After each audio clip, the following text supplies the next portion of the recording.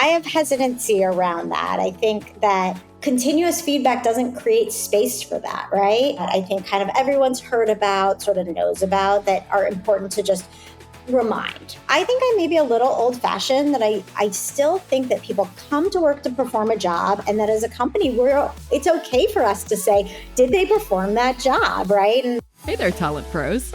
We get it.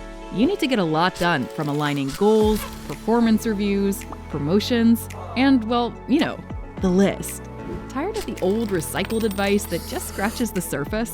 Getting the right advice from hours of Google searches, webinars, and now LLM models?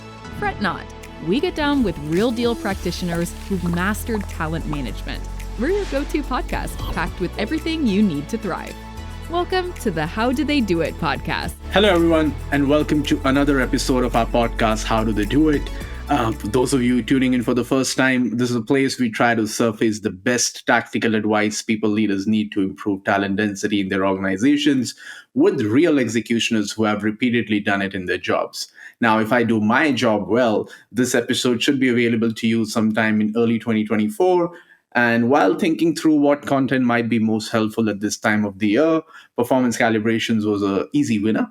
A practice that still, to the best of my knowledge, widely exists with many variations in how it's run, the purpose it serves. It does get a bad rep and often involves a lot of friction. So I thought this is the best time for us to declutter. With me today is Rachel Kleban, VP of People at OpenPhone, and she's worked with VSCO, Airbnb, and Gap, amongst others.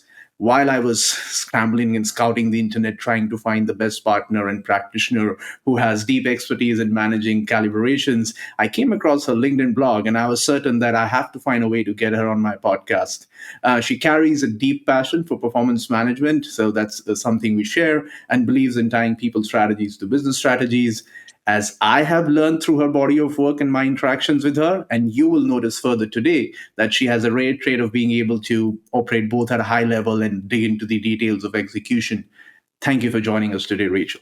yeah, thanks for having me. I always like to ask my guests that one aspect of your life that people would not find on social media profiles and your web presence. One thing I'm just very into right now is jigsaw puzzles. It's kind of a silly little hobby, but I really have found it's just about the only thing I don't think about my phone or my email or my work during. So a really nice meditation to dig into a good puzzle. Things we do to get rid of our phones, but yeah, it's meditative for sure. I know, right? Tell us a bit about your new role at OpenPhone, your journey so far. What propelled you to take up this role? Yeah. So in October, I joined OpenPhone, which is a Series B startup in the voice over IP phone space. And, I was a consultant for 2.5 years prior to coming back in-house. And I think I loved consulting, but I did really miss aspects of being part of a team, working towards a common mission. And so when I met the folks at OpenPhone, I was really, I guess I had a lot of respect for the culture that they were building. Despite being a fully remote from inception company, there's a real strong sense of connection and collaboration, which I was attracted to, and sort of thoughtfulness around the culture. And they're also sort of at my favorite stage. They're Series B, about 115 folks. And that's the moment when you get to say, wow, we've built something really special until here. And unless we're intentional, we're going to lose it. So I got to join right in the part to think about that intentionality of growing a team and scaling what's really special and delightful about the team, about the culture. Coming back on to what we have gathered to talk about, performance calibrations.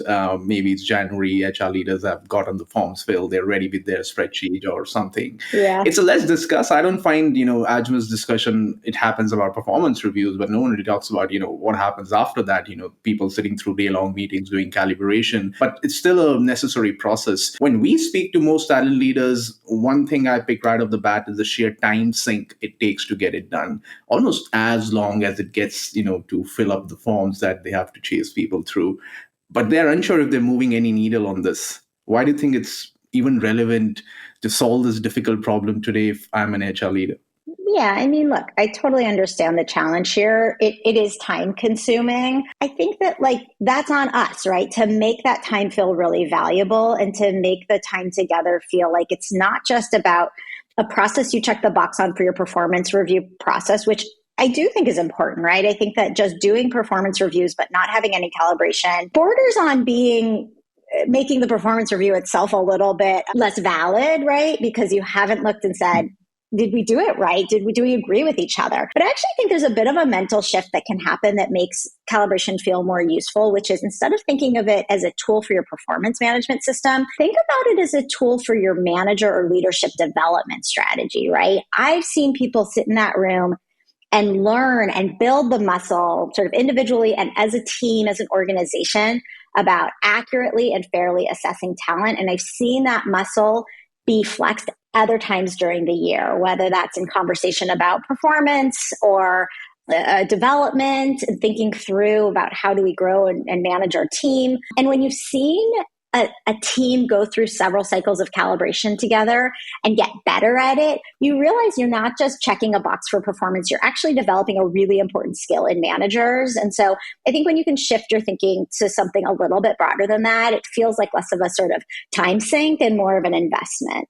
Interesting. So I clearly picked up, and I think it resonates with my prior experiences, Beth, that transparency, fairness, consistency of standards, that's something top of mind for most HR teams. I think despite organizations that have the best of managers, while no one really today claims that they have the best of managers, it's an ever evolving space for them. But just so that, I am not assuming the obvious, and for any young HR leader, maybe at a seed startup, hearing in from you, having done it here and in out, what are the three objectives I'm looking at to achieve through this process that is a must? And of course, I might have some company specific objective I want to achieve as well. What can I look at generally? Yeah, I think you hit on most of them. So I think the first is alignment, right? Do we agree on what's expected? And then consistency, right? Are we assessing those sort of agreed upon expectations the same way? And then the last would be about creating space to talk about and check each other's biases, right? Like human nature, we are bringing biases into our assessments and into these conversations. And when you create a space where you can be open about that and talk about that, it's actually quite illuminating, and it helps us feel really confident about having intentionally tried to remove as much of that as we can. I always like to sneak in a controversial question or two. You having run through these processes many number of times, what is the CEO typically asking you to, they want from this process? Because I'm guessing at some level, for some stages, they would be sitting through the CFOs are involved. People cost is a sort of line item on their balance sheets. But what are they looking at from this process? Are they just passive participants? It's an expensive meeting, right? There's no doubt about that, particularly when you're calibrating at leadership levels. But I've actually seen particularly CEOs be really enlightened by an effective conversation. They're getting to see what their leadership team, the bar that their leadership team is holding, they're getting to realign on what those expectations are and let that cascade through the organization. So I think that it's an expensive meeting, but it's an investment well spent. I did have one executive tell me that he used to dread performance reviews, and sort of after I implemented this process, that he actually enjoyed it. I don't know if that makes it worth the money, but that was a feather in my cap for sure. I had once run into a finance executive, right? And he was very curious because he had, over the course of his experience, come up the curve and sort of realized the power of talent and, how it gets them. And in previous years, they have been part of some sort of redundancy activities. And they said that at one point, I didn't even know who the top performers or, bottom performers were in my team. And this process sort of opened up their eyes, so they started paying more attention. You wrote about that within that meeting process, we have to manage that meeting in a way to be able to lead to better outcomes. What quick tips do you have from experience that you can share with the community when they step into their next calibration meeting? I think the biggest issue I see in calibrations is that there's this expectation that you get to talk about everyone. And ultimately, there's just not going to be time to do that. And it generally ends up being like when you talk about everyone, there's not disagreement, there's not discussion about everyone. And so you end up spending a lot of time saying, oh, I agree, she is great. And here's why. Let me tell you more reasons why someone is so great. And so actually, I think the goal of calibration is to surface healthy debate and to surface inconsistencies, lack of alignment, right? So I'm always looking at ways to focus the conversation there. I think there's a tendency to solve this by saying, okay, well, we'll look at the top performers and the bottom performers. But I actually do worry about that because it assumes that there's total alignment in the middle, right? And I think that a lot of people get sort of popped in the middle and not notice that could be high performers or even low performers, right? So the way I've solved for this is by adopting like what I call like a flagging system, where either as pre-work or live in the meeting, we review the list of employees and their ratings. And we ask participants to flag who they want to discuss. Maybe they don't agree with that rating. Maybe they want more information.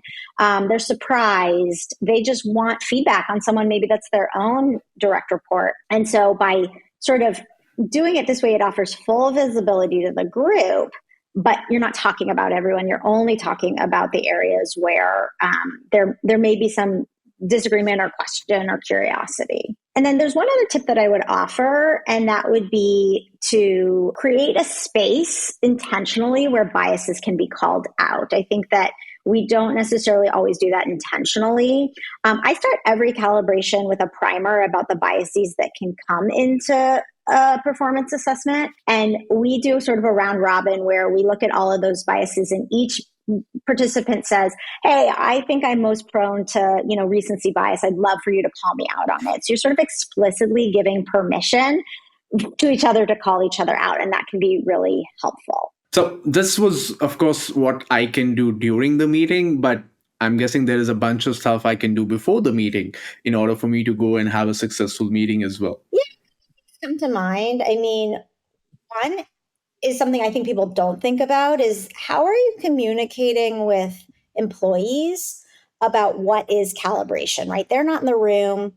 They just see, I think in the old days where we were all sitting in offices, we'd like draw the blinds and everyone would shut themselves in the room for hours. Now it probably looks more like blocks on calendars. But I think ultimately it's a benefit to just talk openly about what is calibration so that there's sort of more organizational understanding and less of this feeling of this secret meeting that happens and we talk about you, right?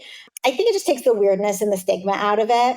And then prepping managers, of course, is really important, right? It's like, do they know how to be prepared? Do they know what's expected of them in that meeting? And do they know what good looks like in terms of presenting information? And that's going to be helpful in just keeping things moving in the meeting. And then I think the thing that I learned later in my career was that it can be really helpful to share the data ahead of time. So if you have a secured way to share, the calibration group you're talking about, their ratings, the information you want to talk about. So I've started to do that where I can, and I find that helps. Interesting you bring that up. And I remember when I was a 21-year-old fresh into my first job, and I could see that once assessments were filled in, these 8 people go into this room.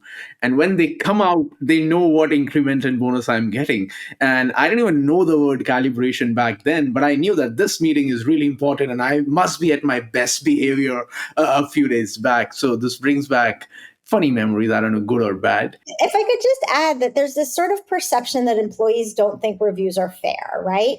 And if you envision as an employee that people go in a room and chat about you, you probably think, well, that doesn't sound very fair. But if you say, hey, the reason we do that is to make sure we're all assessing our teams consistently, that we're talking about our biases, that we're mitigating them, you actually have the opportunity to really paint a picture for employees that we're investing time in making this fair. It's not just at the whim of your manager. And that's a really different picture. And interesting, you mentioned that it needs to be communicated to the employee base. I'm just thinking that how would that work in the real world? Because certainly entry-level talent, very difficult to get this complex HR concepts of calibrations and ratings and talent development. This is what we do with this. And even I think I wouldn't have got it till I was 25, 26, and I was an HR consultant. I get it now after 10, 12 years of working.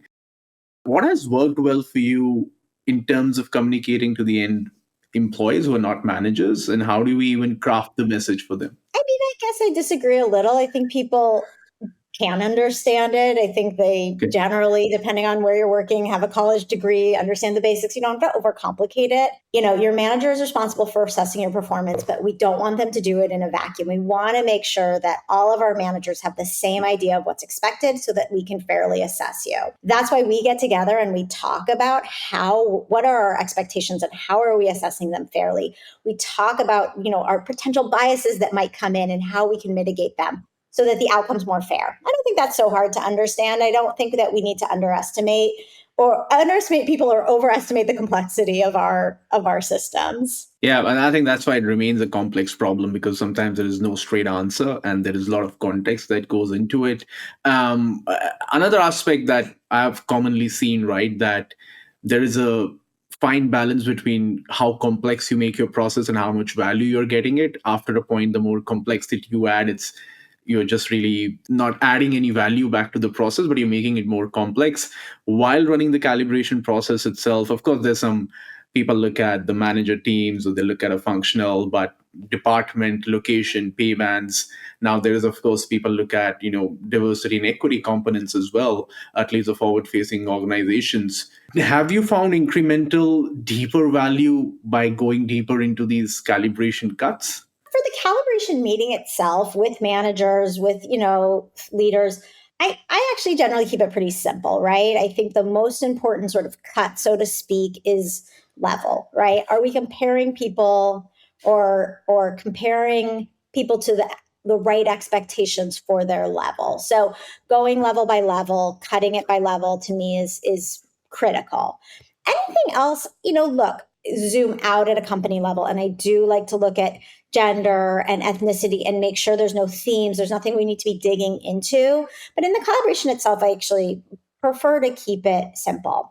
I think the one thing that's interesting when you do get to a company level, when you're at your sort of executive level of calibration, is looking function by function, and particularly having that conversation in conjunction with conversations about business performance or functional performance. You might have a marketing team which is on the whole rated higher than other teams, but that marketing team, didn't hit their OKRs, or we aren't seeing the traffic we need to, like they're not meeting the goals. And so is it right that team is rated higher, is being assessed at a higher level than others? To me, that demonstrates some inconsistencies amongst ratings. And I think that's a really important conversation to have, is like, does the overall performance of a function match the overall actual performance of a function? Yeah, I'm smiling because you have again brought back a very funny memory when I met with a CEO of a mid-market company about 4 years back and said that I received 80% 4 and 5 ratings, but every function has missed targets by 30%. So how does this relate to each other? And we were just sitting there staring at each other. Was that lack of performance at an organizational level a product of individuals not doing their job, or were there things outside of their control? And so sometimes the answer is yes. This marketing team busted their butt and they worked really hard and they exceeded the expectation, and there was some outside factor that kept them from meeting their goals. But often it is a conversation of saying, like, this doesn't match up, maybe we need to humble this a little bit. Yeah, absolutely. Now, I liked your earlier suggestion that within the meeting itself, you focus on the most critical elements. We're looking at other cuts, but maybe the analytics team or someone can look at it on the outside. And if you find something alarming, then you elevate that for a discussion, but not everything needs to be discussed. I tend to present that data to a leadership team, whether that's part of their calibration or separate, to get that higher level view of how are we performing as an organization? How did this go? I think it's overly complicated for individual managers and teams. Most calibration meetings, the way I have understood, are only useful with a framework unless you're going old style, stack rank, and let's go from top to bottom. Mm-hmm. Either some are still doing the 80s Jack Welch forced curve, or they're doing like a recommended distribution, or now what I'm seeing most progressive companies doing, they're looking at individual growth, which they look at talent velocity over a period of time. How do I select what works for me, and how do I convince of change within my organization? Actually have a strong opinion about what organizations should or shouldn't do around sort of forced distributions or versions of that. I do have a strong point of view that you need to be really clear on what you're doing going into the calibration. And I'd say the worst calibration experiences I've had and observed are the ones where in the leader's mind, they're forcing a distribution. They aren't explicitly saying it to the team. And so they're pushing, and the team doesn't know why they're pushing, right? So if you walk into a meeting and say, our goal today is to hit this distribution, that's fine. That's a very different, I may or may not agree with it, but that's a very different outcome and a different process that you're looking for, because your goal is to actually move people until you get where you want to go. If you're coming in with maybe no distribution in mind, or sort of a recommended, we think we should have about this many, this percent of the organization here. It's really, the goal is more around alignment, and it's around how are you assessing your talent, and by having 50% of the population exceeds expectation,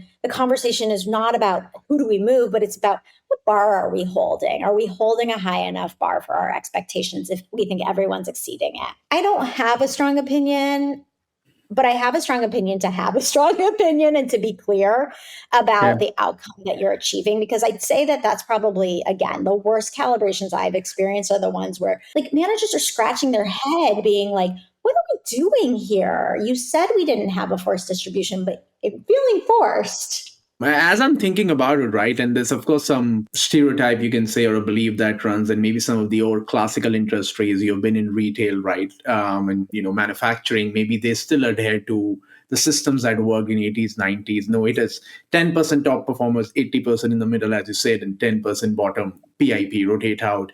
But maybe the tech wizards of the world, you've been in Airbnb or the most progressive firms at that matter. Now you're at an early stage startup. Did you, in your experience with your consulting work, find this divide between the old and the new world, that they are still focusing on the GE methods, and now progressive companies or tech companies are focused somewhat on new methods? I don't see a ton of like rank and rank, stack, rank, force distribution anymore. And I'd say when I think about the pockets in which I've seen that, it has been more maybe frontline hourly, customer support, sales teams, where maybe there's still some element of holding on to that. But I'd say for the most part, in my experience, most people have a bit of a distribution in mind. They aren't forcing it. They're wanting to hear the story or the narrative behind why we're this way or that on it. And as a result, I think everybody's coming in a little higher than they want to. But I think that the conversation again about are we holding the right bar, that sort of recommended distribution serves that purpose well without it feeling honestly just kind of gross. Right? To be having to be like, ooh, which person should we put in the this or the that? And sometimes when you do force that, you end up with like, well, this person might be louder, so I'll just appease them and put them in the higher rating and move this person to the lower. I think there's a lot of risk for bias there. Who's going to be the loudest? The person who has the most privilege, the person who's most used to advocating for themselves. And so I think that there's enough ickiness around a forced distribution. I don't see it a particular lot anymore, but it's an interesting question I have. I haven't seen it come up that much, but I know it still exists out there. Yeah, it's one of my outstanding data requests to my data team that can we look at some trends over this, but I think maybe that's a realization for another time. We spoke about this briefly in my previous question, is that I'm now increasingly seeing clients approach us they want to track individual growth, that once this person entered the workforce, how much from one cycle to the have we actually helped them grow? How quickly can we get them to peak performance? What is our talent velocity like? And they want to move away from this practice, which they considered archaic. I think you use a different word, but of the comparing people, that doesn't really sit well. How hard it is moving to this method of tracking individual growth and do away with comparing people? Is it practical or still one of those theoretical concepts? Interesting. First of all, I might challenge the assumption a little bit. I think a good calibration doesn't compare two people to each other, but rather assesses how you are comparing two people to a standard expectation. So I do think you can still do a good calibration that doesn't have to feel like or to be baked in comparing people to each other. To answer your question about how do you track growth velocity, and is that, and that's interesting. Honestly, it's not something that I've dug into a lot. I guess the question I would ask is, what indicator is that growth velocity saying? And if and where does that break, right? Does that make a lot of sense from level 1 to level 3, and it breaks when you start needing these more senior roles? Does it track? I don't know. That's an interesting question I'm not going to have a great answer to, because it's not something I've put a ton of thought into. But I think that for me, and particularly with the lens of diversity, equity, and inclusion, frankly, the key to performance reviews is about clear and consistent expectations against which you're consistently comparing everyone to. And that's where you get the ability to mitigate a lot of bias to drive a lot of consistency. I think hats off on the earlier tip that you gave for any HRBP hearing in is that a lot of times in these meetings, it ends up becoming A versus B sort of a conversation. And when you are facilitating that conversation, you're the shepherd, always bringing people back on, bringing that conversation on to comparing the standard, right? A golden tip, you might have to do it 1,000 times in every calibration process, but you just got to keep on reminding that because I've seen it turn into this A versus B conversation that, hey, if A can be this, then how can you say that B can is also this? B is clearly is not there. There's some value in that, right? Because that's your clue that you're either holding different expectations or assessing them differently. So to go back and say, well, let's go back to why we assessed A as exceeding expectations and what were the criteria. Okay, now let's look at B. Where is it different against those? So you are still kind of comparing two people, but you're using that comparison as a way to come back to the expectations. And I think to your second point, you mentioned even we have seen some early models, but I think what is working well, and these are like 2 companies in thousands, so I think they are still early signals, but what they're looking at is goal progress achievement and maybe competency development over a period of time. And if that is happening correctly, and they want to reward people better who are growing quickly. But still early days, I think that's something we are studying as well. Which brings back to my next question, which was around this model that you do need some sort of a framework to guide this conversation. No one's doing a force distribution. I think we can concur with that. Even if some companies in some developing economies are still using some sort of a high, medium, low distribution. But what now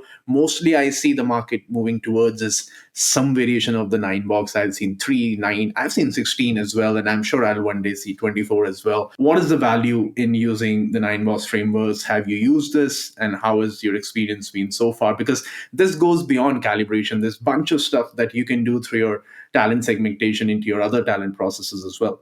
I'm really hesitant about 9 boxes. I've definitely used them early in my career. The thing I love about performance reviews and performance management is that it's a backwards looking measure, right? You can say, I observed this behavior against these expectations, and therefore I can more or less fairly assess your performance. When you start adding potential into the mix, it's really hard to be objective. It's really hard to be fair. And it's really hard not to let bias come into that, right? So, in the absence of having observable data or a clear definition of what am I looking for, what am I observing to assess potential, like our brain takes shortcuts, right? So, for example, I may say, look, I'm a VP of people, and the path I took was through HRBP and then talent management roles. So, when I see someone who's on the path of HRBP and then talent, I say, oh, they must have potential. They're on the same path as me. And here I made it to where I am today, right? So I make shortcuts about what potential looks like based on my own experiences. And that sort of leaves out people who take different paths, right? I think that's one thing. And then frankly, like we close our eyes and this is totally normal. And we think about someone who's met their potential and we close our eyes and we think of a white male in a leadership role, right? So I think that the DE&I, the diversity and equity implications of potential are really quite serious. Like in the early days when this was like very much the practice and we did this all the time, like at the Gap and at other places, I saw people get put in a box and told, you don't have potential, but you're a great performer, right? And then nobody gave them a second look. And years later, I have just one person in mind who just sort of, somebody said, what are you talking about? Let's give them a chance. And like they flourished in their careers. And so I think it can be really limiting. I think it can be really dangerous. And I understand we want to look ahead, right? We want to plan ahead. So where I've seen it done more objectively, I've seen behaviors associated with potential that are like growth mindset or curiosity or learning agility or resilience, things that we think are the keys that get people to the next level, right? That we can observe today. So my advice is if you're going to do it, be really thoughtful about how you're defining potential, really aligned on what that looks like and how you're actually observing those behaviors as opposed to making guesses. That's super fascinating because I'm just correlating conversations in my head. And incidentally, last week when I was recording this podcast, that was on talent reviews. And this was actually one of my questions that I have for now not understood, that what is the difference between a calibration meeting and when you're sitting down and doing a talent review. Now, if I hear you correctly and I'm a good student, is that what you're saying is that let the performance review calibration be around performance. You do that talent review, maybe do it 3 months after. You don't even need people to participate in that. Do all your talent planning separately from it. But that performance review is for a fixed period of time. How did you perform in that? Just talking about that. That is both how you simplify it, right? We talked about that already. I think that is how you keep it quite fair, and how you don't have like 12-hour meetings, right? Sort of all the things we've touched on is like the time investment, the complexity, and bringing managers. It's a lot for managers. Like your job is to assess your employees' performance. Let's get really focused. And that data point can be used for a lot of things, including into some version of a talent review. But yeah, I do like to keep those conversations separate. The only thing I like about those 12-hour meetings is that the company pays for my lunch and my dinner, and I don't have to worry about There it. you go. I'm going to take you back to the room, right? And this very interesting term you had used, the bias buster in the room that HR can come on as. I don't want this to be like a complete glossary of biases because I know there are a lot of them, but what are top 2 or 3 biases that as an HR professional I'm looking out for in that calibration meeting?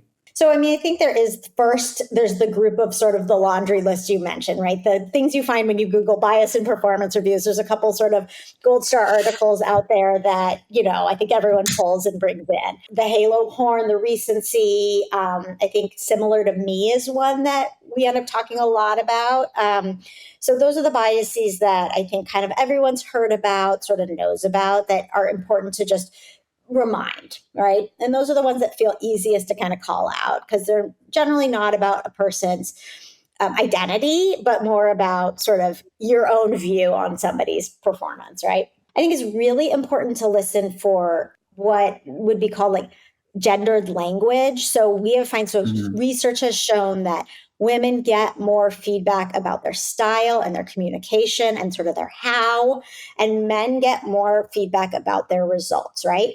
Both are important, but when you are only getting feedback about your how and your style and not getting feedback about your results, there is a meaningful implication about how people think about your performance, how they think about you for promotion. First, making sure the conversation is balanced, that everybody's getting feedback on both, or you're talking about sort of both style and substance, but to be really thoughtful about making sure that we aren't just saying, oh, she's such a great leader. Oh, she's such a great communicator. No, what did she deliver? Let's talk about that. So I think that's something that's maybe less obvious that can be really important. Hey, we just talked about John and talked about that project he delivered. I'm hearing that Sally is a great manager who really takes care of her team, but tell me more about what her team delivered, right? Just asking those questions to shift the conversation towards that more balanced perspective. So those are sort of the 2 buckets that I'd say I look for. And I think I've mentioned this already, but you don't have to be the only bias buster, right? There are ways to really empower others. I think I gave one example. Another thing that I've done, I wish I had it with me, it's like in a drawer, is like we printed, when we were doing them in person, we printed these cards that were like tips for busting bias. And you saw people like physically use them to like, hey, bias, So there are some just physical cues. Even in Zoom, you can do it. There could be like an emoji that you pick that you drop in chat if you hear it. So making it feel tangible, making it feel real can help. I'm going to quickly link this to something else that you used because as I'm hearing you, I'm thinking if I'm a young HRBP, how am I doing this in that room? You said the master facilitator. Sounds easy, but often at times in these meetings, these big committee meetings on a round table or on a Zoom, there's my CEO, some senior leader, maybe some scary personalities, some outspoken personalities, all vying for this common kitty. And you said it yourself, so everyone thinks that their team is the greatest and their people are the best. How am I getting good at this? This sounds like one of those classic things we used to have, influencing without authority. How can I, as a professional, HR professional, get good at this? Honestly, I think it's observing others do it well. And I think as a more senior HR leader, creating opportunities, these rooms feel really private, right? People don't want a big audience. But I think there's like a really good trick, which is to say, look, I needed to bring my junior HRBP in as the note taker. I needed someone to run the slides. I need someone to track our decisions so I can be fully engaged in facilitating. And that's how I've brought in more junior VPs in to observe and to just sort of see what good looks like. That's the best advice I can have, is to watch it go down, right? I think the other thing is the senior most leader in the room can play that role of helping you learn and helping the facilitation go really well. So aligning ahead of time with that person and saying, what role do you want to play? What role should I play? What do you want to do when you disagree with a rating? Do you want to speak first? Do you want to speak last? How will we do this? Because that person's voice has an outsized, voice. So I think that's another thing. If you're kind of doing this for the first time, take the leader as the partner to say, how are we going to facilitate this meeting? And that can help also bring someone who hopefully has some experience doing this as a bit of a mentor as well. And those are really helpful tips. I know that there is no good answer, that you're not going to be immediately getting good at this, but you have to start somewhere. And I think I get your point. Like anything, do some homework, be as prepared as you can be, and then hopefully over time you can be really great at it. Now, this is one of maybe my top two sort of pet peeves about calibration, is that rating adjustment and feedback and standards and promotion, common use cases covered. But a lot of organizations still link compensation directly to that process. So what a lot of managers end up doing is that they know the maths behind it and they're running the process to get to the number that they want. How does one deal with that? If you're in that room and you actually get someone to admit they have a low performer, and like that's a win, right? Like just having a safe space where people can make that hard call is important. But I think the best thing I've done in the past is like honestly just make some rules around something like, okay, you can't be underperforming 2 cycles in a row. We just like, we'll give you one, you have the time to improve. If there's no sort of more immediate action and you get to another cycle and you're underperforming again, like that needs to be a term decision, right? Like, so having some rules or some guidelines around, or anyone who's, does not meet or even meet some goes on a PIP if you use a PIP, right? So having some standard rules where you can go down the list and say, as an HRBP, my job is to follow up with every single of these managers after the review is over and say, here's the next step because you had this, if this, then that. Look, I've seen it where it's like the person is like, not meeting time and time again, and we just keep letting it go. So just some rigor, some alignment ahead of time, and being honest about that with the organization, with managers, about this is the follow-up we're going to do after the review, I think is helpful, right? It's like the least fun part of the whole thing, but it's important. Incidentally, you mentioned the word I was going to use to frame my next question, the PIP, right? Is it still popular? There are, I think, dividing opinions in terms of whether does it work, because if you really put someone on a PIP, people don't really buy that anymore. Very little organizations actually put that effort in to bring that someone back onto optimal performance level. What has your experience taught you? I had this really funny conversation with someone the other day where they said, I don't believe in PIPs. I just think what you need to do is tell people exactly what's expected of them, what they need to do to improve, and what the consequence is if they don't do it. And I said, but that's a PIP, right? So I think it's gotten this sort of like, oh, it's a terrible thing and everybody just does it to check a box. I think that sucks if that's what your PIP is. I do think that a couple things I think about a PIP is people get so exhausted by the time they get to a PIP that they don't want to do the PIP, and they say, but I've given them so much feedback. I think just intervening sooner, being willing to go to a PIP as a positive thing to help somebody improve sooner rather than this like last ditch effort. I've been thinking a lot about somebody in my network I was having a conversation with, and she gave me this language around micro versus macro feedback, which I thought was really helpful. Is like, as a manager, I'm giving you all this micro feedback. You did this wrong. You need to do this better. You need this little thing. What this meeting was bad. But I'm never stepping back and saying, these are the expectations of your job and you're not meeting them. Here's the macro view of how you're doing. So the PIP becomes the first time you're having that conversation. If you're having those conversations earlier, I think the PIP becomes much less relevant. The reason we need it is because we never said, here's the big picture and here's the consequence, right? So I think to the extent that your coaching process, your feedback process can zoom out and offer that feedback and help people understand the impact, I can live without PIPs for sure. I just don't think managers are particularly good at that yet. And then the last thing I'd say about a PIP is we often have this narrative like managers shouldn't have to do a PIP if they've lost faith in the employee, if they don't believe the employee should improve. I think that that's a product of waiting too long, right? You let yourself lose faith. I also think we generally shouldn't put people on PIPs that don't want to. That they themselves have lost faith in maybe their manager's ability to coach them, maybe the company, maybe they're fit for the role.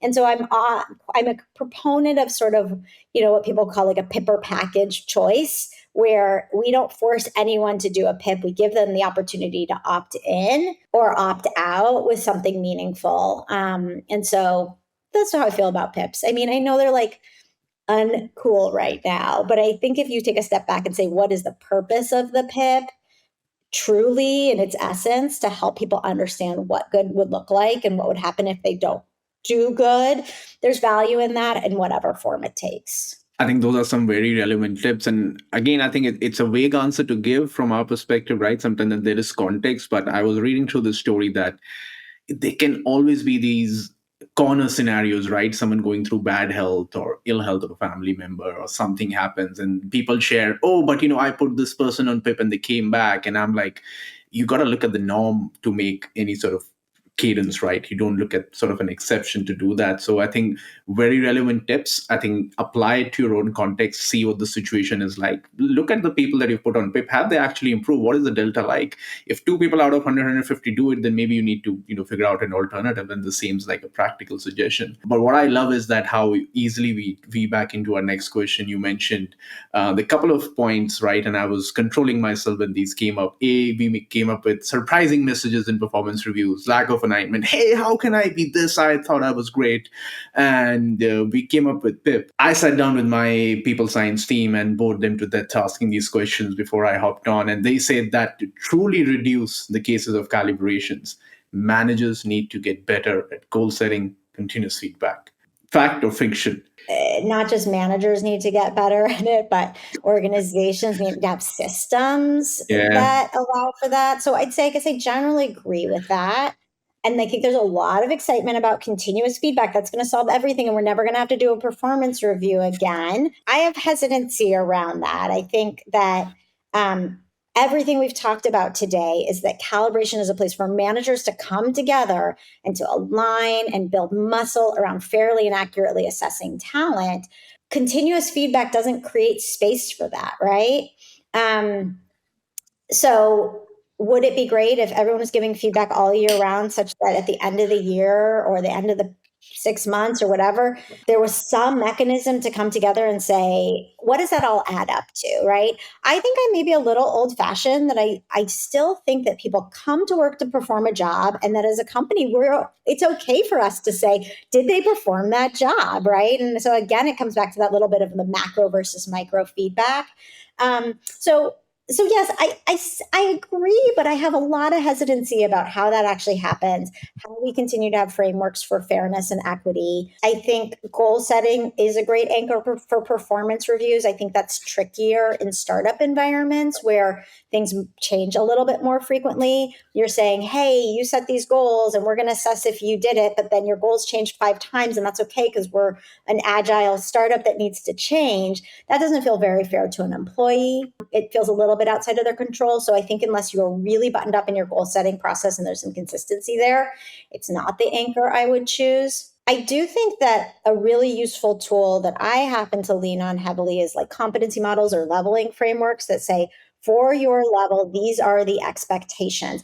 And I'm going to bring this every time we have a feedback conversation. Every time I want to give you feedback, I'm going to go back and say, the expectation of you is that you can own a project end to end. And I really saw you do that today with this project. Or your expectation is that you bring in cross-functional stakeholders and you failed to do this on that project, right? So to me, that starts to anchor continuous feedback into a clear and consistent expectation, such that at some point you might be able to zoom out and say, yeah, they really hit all these points. They are meeting expectations, or they are exceeding expectations. So I think continuous feedback is great. I think goal setting is great. I think all with some structure and some eye towards a bigger picture that allows us to say, here's a data point for making a comp decision or a promotion decision that we feel confident is fair and calibrated, and that we can stand behind. Again, some very fantastic tips. I think that one aspect I completely resonate with is I think some people use continuous feedback very loosely, but even through these series of conversations that managers is having that shared space where that competency model is sitting, that this is what is required to excel in your role, this is where you're at, this is what will take you to get to the next level, these are the roles that you can target. All this talk about self-managing career cycles, we are far way away from that. I know I spoke about managers, I put them on the spot, but as an organization, HR leaders, that's something we are all working towards. We as a company are trying to work towards that as well. So that remains a utopian dream. I spoke about a couple of pet peeves. I think this one is my biggest one, is the linkage to compensation. In so many cases that I've seen that people and organizations have this model, managers know how it works, and they're just trying to game to get at that. In fact, it's so funny. I won't name the company, but we were in Southeast Asia last month, and there's a huge 1,000-employee company. And they said, my managers have figured out the way this works, and they are fighting tooth and nail to get to this rating because they know then this is what this person will get paid. Feedback out of the window. Are they getting better? Out of the window. Everything else is out of the window. They're trying to game that system. How do I deal with that as an HR professional? While I maintain the sanctity of the process itself, the feedback and fair assessments, and compensation is an outcome of that. I think this is a really tricky one, and it's human nature, right? We want our managers to support and advocate for their team, and they find ways to do it in every little corner. I think at one point, to some extent, it's an argument for a really well-run calibration, right? If the conversation is very focused and it's very clear on whether these ratings are an accurate representation of performance, and that there's pushback that happens when there's inflation or that people are sort of gaming the system. If anything, I think, that problem is an argument for a very focused and effective calibration. The message I give managers is your job is to assess performance. Our job is to take that as an input towards paying them fairly. I personally am someone who doesn't offer a ton of manager discretion in compensation decision-making. So that's not totally always popular, but I prefer to have an algorithmic approach. This is, if we believe this is a well-calibrated review and rating, and we plug that into a formula and it tells us, based on maybe some other factors like market position, comp ratio, it tells us exactly where you should be, and that's what you're going to get. The minute you start having managers tinker with it, it's just bias, right? It's like it should all be captured in the review. So I never bring compensation into the calibration for that reason. I try to be very algorithmic and very clear that your job is to assess performance. And I do think people are still trying to game the system, when they've got someone who they really worry is going to leave if they don't make more, that they're going to just push them into that higher rating. But, that's why we do our best to compare that person's performance against the expectations and really make a case that that's true. Awesome. Thank you so much, Rachel, for taking out your time. Thank you for everyone who listened in this far and, survived through my questions. I'll include Rachel's blog that I mentioned in the show notes below. You can find Rachel on LinkedIn and contact her for any question I wasn't able to ask her. I'll see you in the next episode. Thank you and have a good day.